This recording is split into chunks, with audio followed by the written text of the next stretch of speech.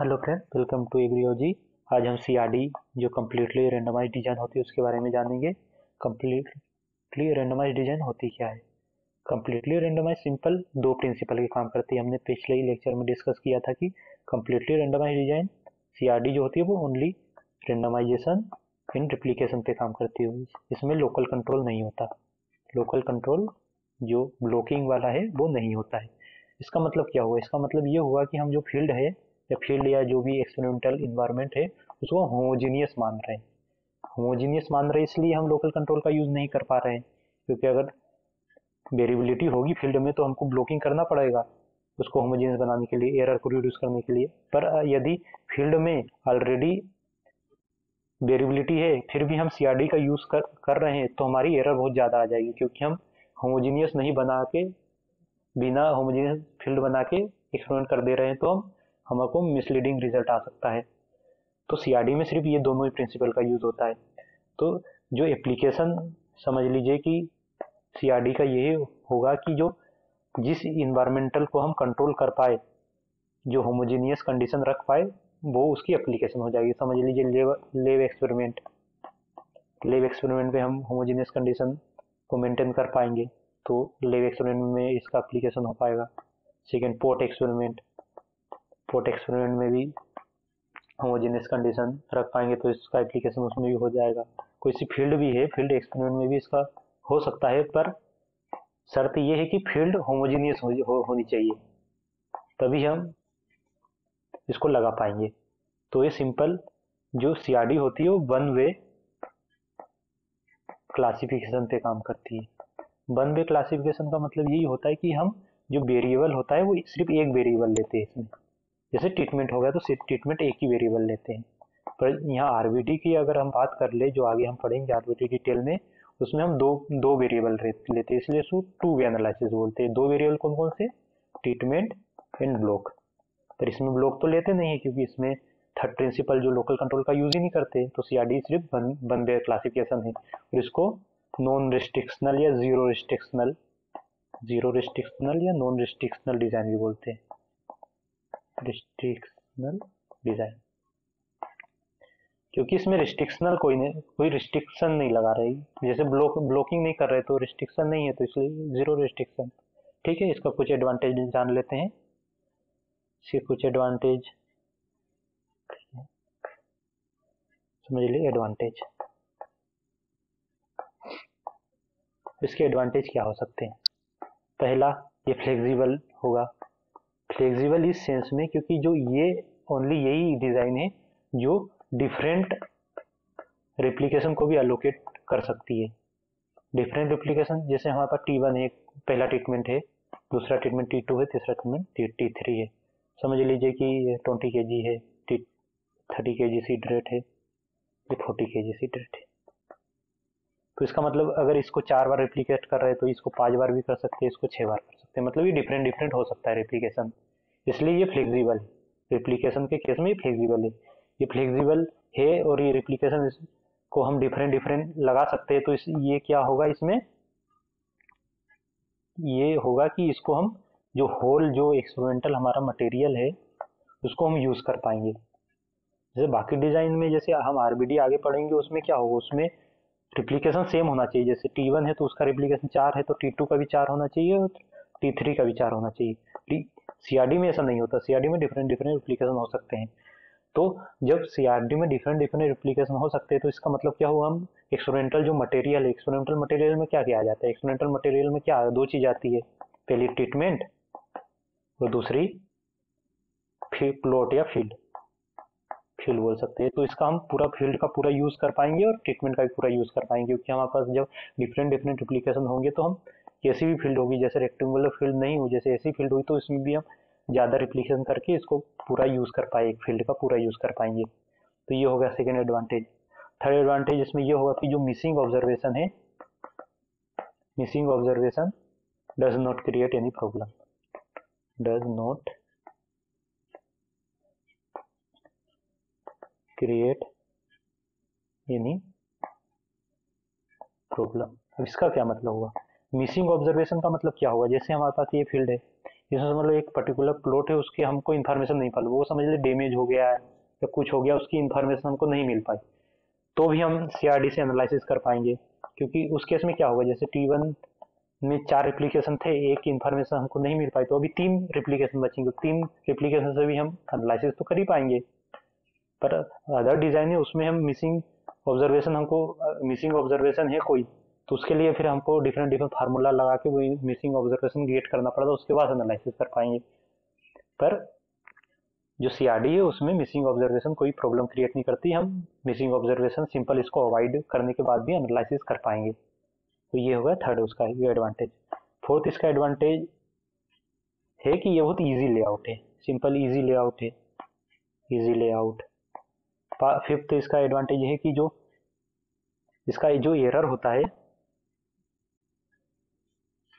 Error degree of freedom maximum होता है, इसका error degree of freedom maximum होता है। एरर डिग्री ऑफ फ्रीडम कोई सा भी डिजाइन ऑफ एक्सपेरिमेंट आप पढ़ेंगे तो उसमें error degree of freedom at least 12 होना चाहिए। तो ये जो सीआरडी होता है ये हमको maximum error degree of freedom देता है। तो और कोई सी भी डिजाइन जैसे आरबीडी हुई, सीआरडी हुई, लैटिन इसका डिजाइन हुई, उसमें कोई सी भी डिजाइन हुई, उसमें डिग्री ऑफ फ्रीडम जो एरर का होता है वो 12 तो होना ही चाहिए, नहीं तो वो स्टेटिस्टिकली वैलिड ही नहीं होगी। और 12 डिग्री ऑफ फ्रीडम, 12 से कम डिग्री ऑफ फ्रीडम हुआ तो ठीक है, तो ये मैक्सिमम डिग्री ऑफ फ्रीडम देता है। इसके कुछ डिसएडवांटेज भी है। डिसएडवांटेज क्या है? पहला डिसएडवांटेज तो हो गया क्योंकि हम होमोजीनियस कंडीशन रखना बहुत डिफिकल्ट है, क्योंकि जो फील्ड होती है वो तो वेरिएबिलिटी होती है उसमें, तो वेरी डिफिकल्ट है होमोजीनियस एनवायरनमेंट रखना। सेकेंड इसका डिसएडवांटेज क्या होना चाहिए? इसका सेकेंड डिसएडवांटेज ये होगा कि ये जो डिजाइन है सिर्फ स्मॉल नंबर ऑफ ट्रीटमेंट के लिए ही हम लगा सकते हैं, स्मॉल नंबर ऑफ ट्रीटमेंट। अगर ट्रीटमेंट ज़्यादा हो गए तो ये डिजाइन का यूज तो कर ही पाएंगे, पर वो स्टेटिस्टिकली प्रॉपर रिजल्ट नहीं दे पाएगा, कुछ मिसलीडिंग रिजल्ट दे देगा। तो ये सिर्फ स्मॉल नंबर ऑफ ट्रीटमेंट के लिए ही लगा सकते हैं हम ये वाली डिजाइन। ठीक है, तो ये होगा सीआरडी के बारे में। तो अब हम सीआरडी के टेबल की बात कर लेते हैं। जो अनोवा टेबल है उसकी बात करेंगे अब हम। अनोवा अब अनोवा टेबल में कुछ बात हमको याद रखने की जरूरत है, जैसे नल हाइपोथेसिस को एच नोट से नोट करते हैं। नल हाइपोथेसिस बोलता है कि जो वेरिएबल है, जैसे जो टाउ1 का मीन्स ये ट्रीटमेंट इफेक्ट है। समझ लीजिए जो ट्रीटमेंट इफेक्ट है, पहला ट्रीटमेंट इक्वल टू दूसरा ट्रीटमेंट इक्वल टू तीसरा ट्रीटमेंट, ऐसे जो जितने भी ट्रीटमेंट है उनका इफेक्ट हो वो बराबर, नल हाइपोथेसिस हम इसको मानते हैं। और अल्टरनेटिव हाइपोथेसिस कि जो at least one of them will be different. Okay, अगर एक कोई सा भी अलग होगा ट्रीटमेंट का इफेक्ट तो वो नल हाइपोथेसिस रिजेक्ट हो जाएगा उस केस में। तो इसमें जो टेबल होता है, टेबल में सबसे पहले क्या होता है? Source of variance, then degree of freedom, then sum of square, mean sum of square, and last में आता है एक वैल्यू। ठीक है, तो सीआरडी में तो हम जानते हैं कि इसमें सिर्फ एक ही वेरिएबल होता है, जो होता है ट्रीटमेंट, और सेकंड पे आ जाएगा एरर, क्योंकि जो ट्रीटमेंट के बाद जो बचता है वो एरर ही बचता है। लास्ट में आ जाएगा टोटल। ठीक है, तो ट्रीटमेंट क्या होगा समझ लिए, अगर ट्रीटमेंट का नंबर टी है तो टोटल एक्सपेरिमेंटल यूनिट एन है, तो डिग्री ऑफ फ्रीडम ट्रीटमेंट का होगा t-1, एरर का हो जाएगा n-t, एंड लास्ट में टोटल डिग्री ऑफ फ्रीडम हो जाएगा n-1। ठीक है, और सम ऑफ स्क्वायर, जैसे treatment sum of square, error sum of square, ये ऐसे कर देते, इसको ट्रीटमेंट सम ऑफ स्क्वायर कर देते, और टोटल सम ऑफ स्क्वायर समझ लीजिए कि सम ऑफ स्क्वायर टोटल। ठीक है, मीन सम ऑफ स्क्वायर कुछ नहीं होता, जैसे ये सम ऑफ स्क्वायर होता है ट्रीटमेंट, उसको अगर divided by degree of freedom कर देंगे तो मीन सम ऑफ स्क्वायर हो जाएगा। जैसे एरर सम ऑफ स्क्वायर है, उसको डिवाइडेड बाय उसकी डिग्री ऑफ फ्रीडम n-t, तो ये mean sum of square of error हो गया। टोटल सम ऑफ स्क्वायर हो जाएगा SST बाय n-1। ठीक है, तो एफ वैल्यू ऑफ क्या होता है? एफ का इक्वल टू सिंपल होगा कि जो ट्रीटमेंट होगा इसको समझ लो AMST से रिप्रेजेंट कर देंगे और इसको AMSE से, ठीक है। तो जो एफ वैल्यू का जो फार्मूला होगा वो हो जाएगा simple AMST upon AMSE, it means mean sum of square treatment upon mean sum of square error, ठीक है। ये है वैल्यू हो गई। अब इसमें हम जैसे अनोवा में या कोई सा भी टेस्ट में हम क्या करते हैं, अगर ये जो एफ वैल्यू जो कैलकुलेटेड है वो बड़ी आ गई, जो टेबल से हम एक टेबल होता है एफ टेस्ट का, सभी टेस्ट का टेबल तो होता ही है, जैसे टी टेस्ट का भी अलग टेबल होगा। तो जैसे डिग्री ऑफ फ्रीडम इस एफ टेस्ट है, अब इसकी डिग्री ऑफ फ्रीडम पे एक टेबल होता है, उसमें पूरा दिया रहता है, उसमें हम चेक करते हैं। जैसे एफ टेस्ट की यहाँ पर डिग्री ऑफ फ्रीडम क्या होगी, t-1 और n-t, ये 2 डिग्री ऑफ फ्रीडम होगी। उस पर हम टेबल की वैल्यू चेक करेंगे और वो छोटी हुई कैलकुलेटेड वैल्यू से, इसका मतलब क्या हुआ, इट मीन्स हमारा जो नल हाइपोथेसिस है H0, ये जो नल हाइपोथेसिस है जो हम सभी इफेक्ट बराबर मान रहे सब ट्रीटमेंट का, वो क्या हो जाएगा, रिजेक्ट हो जाएगा, ठीक है। और अगर एक कैलकुलेटेड जो एफ कैलकुलेटेड वो छोटा हुआ तो जो H0 है वो डू नॉट रिजेक्ट, ठीक है। अब इसमें एक और फार्मूला आता है, बहुत इंपॉर्टेंट फार्मूला है वो भी, क्रिटिकल डिफरेंस का, CD। CD का फार्मूला सिंपल होता है, CD क्रिटिकल डिफरेंस हम तभी निकालते हैं जैसे हमारे पास दो, अब हमको समझ में आ गया कि यहाँ सिग्निफिकेंट इफेक्ट है, इसका मतलब कि ये जो नल हाइपोथेसिस रिजेक्ट हो रहा है, इसका मतलब ये है कि जो इफेक्ट है ट्रीटमेंट वो बराबर नहीं है, कोई सा एक अलग है। तो इसका मतलब हमको अब आफ्टर एनालिसिस के लिए क्या करना होगा, हमको पता करना होगा कि कौन सा ट्रीटमेंट किससे अलग है। समझ लीजिए हमारे पास 3 ट्रीटमेंट है, ट्रीटमेंट 2, ट्रीटमेंट 3, ट्रीटमेंट 4 है, समझ लो 4 है। और समझ लीजिए ये दोनों तो बराबर है स्टेटिस्टिकली, पर ये दोनों में अंतर है, तो हमको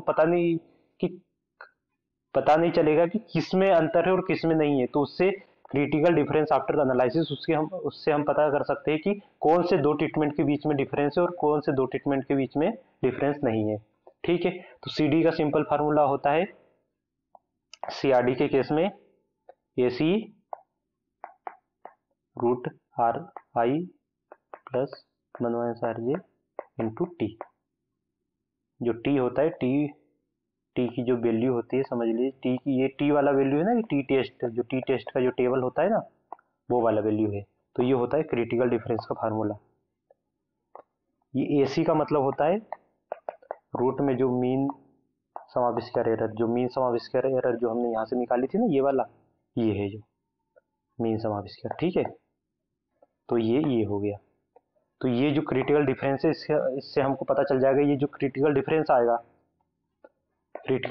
आएगा कोई सा 2 ट्रीटमेंट के बीच में, जैसे I और J है, तो I समझ ले I1 है और J2 है, तो 1 और 2 के बीच में जो डिफरेंस आएगा उससे हम चेक करेंगे, और T1 और -T2 के बीच में जो डिफरेंस आएगा, तो हम पता लगा रहे हैं कि जो क्रिटिकल डिफरेंस है उससे अगर ये वैल्यू ज़्यादा हो गई, मतलब ये जो डिफरेंस ज़्यादा आ गया, इसका मतलब सच में डिफरेंस है, इसका मतलब सिग्निफिकेंट है। और अगर क्रिटिकल डिफरेंस बड़ा आ गया और ये T1 - T2 छोटा आ गया, तो इसका मतलब क्या हुआ, सेम चीज़ है, मतलब कोई डिफरेंस नहीं है। मतलब हमको अब फर्दर और चेक करना पड़ेगा कि T2 और T3 के बीच में डिफरेंस हो सकता है, वही क्रिटिकल डिफरेंस लेके, ठीक है। तो ऐसे हम आफ्टर एनालिसिस में ऐसे चेक करते हैं कि कौन से 2 ट्रीटमेंट के बीच में डिफरेंस है और कौन से 2 ट्रीटमेंट के बीच में डिफरेंस नहीं है, ठीक है। तो ये हो गया CRD खत्म, ठीक है।